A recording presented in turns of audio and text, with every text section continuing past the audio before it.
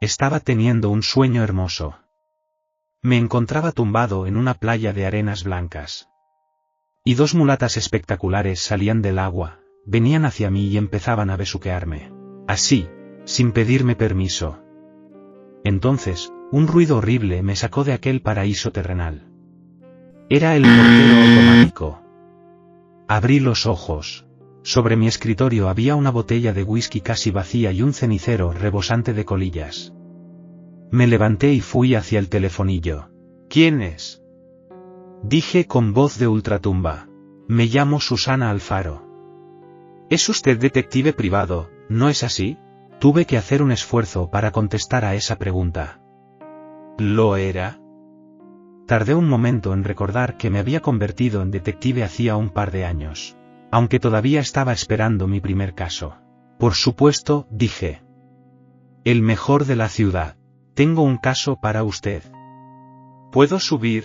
Mi agencia está en un primer piso, así que apenas me dio tiempo a guardar la botella de whisky y el cenicero en el primer cajón de mi mesa y a subirme los pantalones. Entonces vi que, en el borde del escritorio, había un trozo de pizza mordido, lo cogí y estaba a punto de arrojarlo a la papelera cuando entró ella. Al verla, me temblaron las piernas. Llevaba un vestido ajustado de color beige que se ceñía a un cuerpo de impresión. Sus facciones eran finas y delicadas. Una mujer muy hermosa. ¿Le he pillado comiendo? Dijo, mirando el trozo de pizza que tenía en mi mano. No se preocupe. ¿Le apetece? Dije, ofreciéndole el trozo de pizza cartonado. Pero, balbuceó ella mientras señalaba la porción de pizza, que tenía una colilla de cigarro incrustada. No había reparado en ella. Me refiero a que, si le apetece fumar, aquí puede apagar el cigarrillo, improvisé. No fumo, gracias. Hace muy bien. Yo lo estoy dejando, dije, mientras colocaba el trozo de pizza sobre la mesa y me encendía un cigarrillo. ¿Qué desea? Pues verá, se trata de mi marido. Creo que me es infiel con su secretaria. Quiero que averigüe si es así y me entregue pruebas. Le pagaré 3.000 euros si las consigue. Bueno, ahora estoy muy ocupado, pero no parece un caso difícil. Me pondré con ello en cuanto pueda. Muy bien. Aquí tiene el nombre de mi marido y la empresa donde trabaja. Me entregó un trozo de papel. Después, se levantó y fue hacia la puerta. Yo la seguí, admirando aquel cuerpo celestial. ¿Cómo podía un hombre serle infiel a una mujer así? Pensé que este mundo estaba lleno de capullos. La señora Alfaro se marchó dándome los buenos días, y yo, con lo que me quedaba de vida, se los devolví. Me dirigí al cibercafé que hay en mi calle. Cuando introduje el nombre en el buscador, enseguida tuve la cara del señor Alfaro en la pantalla. El tipo era calvo, tenía la cara hundida y una papada prominente. Pensé que ese hombre debía de tener una gran belleza interior. Tardé un rato largo en arrancar mi destartalado vehículo.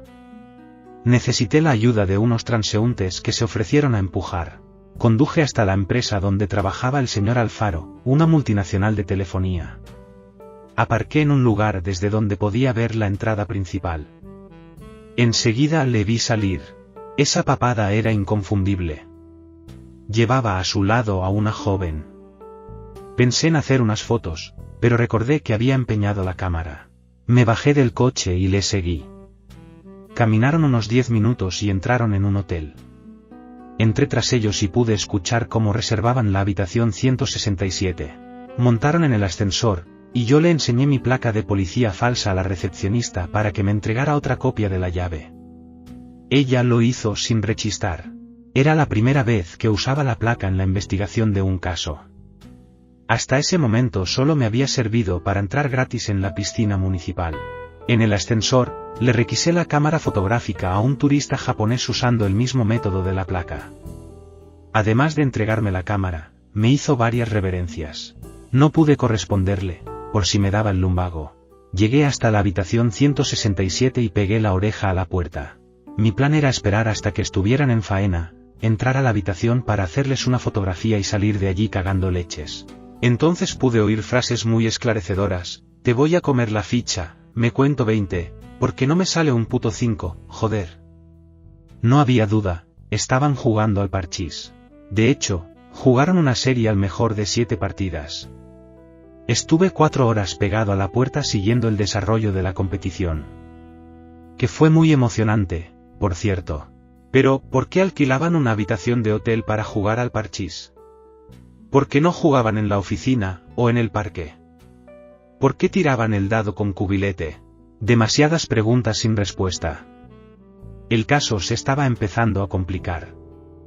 La señora Alfaro apareció en la agencia unos días después. «Y bien», dijo. «He avanzado mucho». «¿Qué ha descubierto?» «He descubierto que su marido y su secretaria son muy aficionados a los juegos de mesa». «¿Algo más?»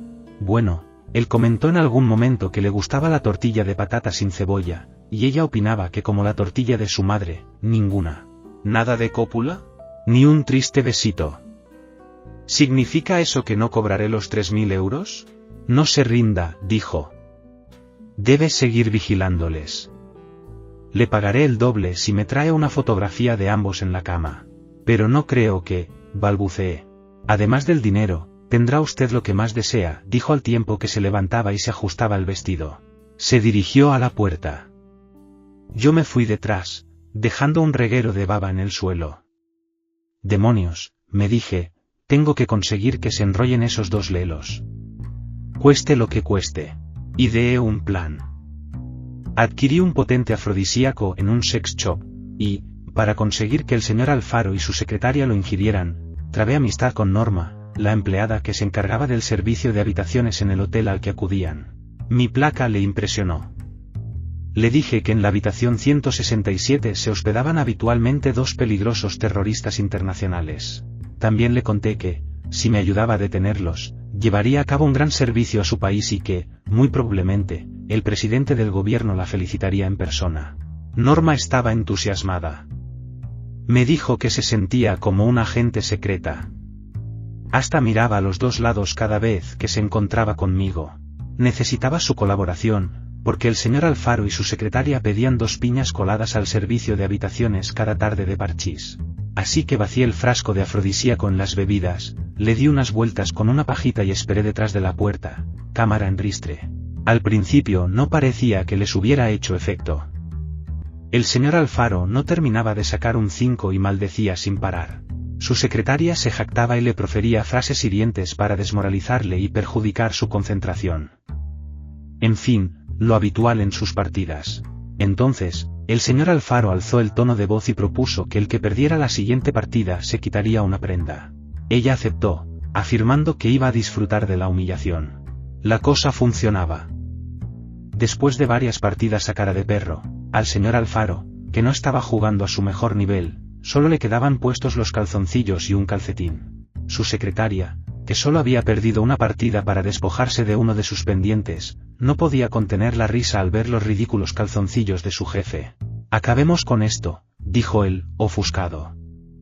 Todo o nada, el que pierda la próxima partida se queda en pelotas. Ella dijo que de acuerdo, que no podía perder. Ah, ¿no? Dentro de un rato te veré como Dios te trajo al mundo, dijo él.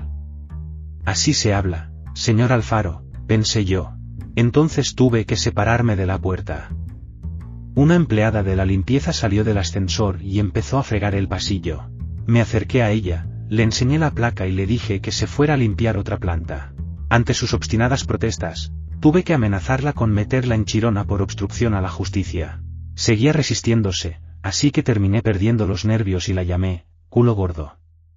Ella soltó la fregona y se fue llorando como una magdalena. Volví a pegar la oreja a la puerta de la 167. En ese momento oí algo que me pareció maravilloso, unos sonidos agudos que salían de la boca de la secretaria del señor Alfaro. Gemidos. Bingo. Abrí la puerta y disparé la cámara. Pero no era la foto que necesitaba. El señor Alfaro estaba desnudo, tapándose como podía sus vergüenzas, mientras que su secretaria estaba demasiado alejada de él, totalmente vestida, y se reía de una forma tan histérica que parecía una hiena en celo. Cualquiera hubiera pensado que eran gemidos. ¿Quién es usted?, preguntó el señor Alfaro. Pensé en salir corriendo, pero en lugar de eso saqué la placa y dije, soy policía. Estoy buscando a 2 peligrosos terroristas internacionales. ¿Los han visto? El señor Alfaro, que no pareció prestar atención a mis palabras debido a que todavía estaba muy afectado por la derrota en el parchís, se vistió atropelladamente y dijo: «Tengo que irme. Me espera mi mujer».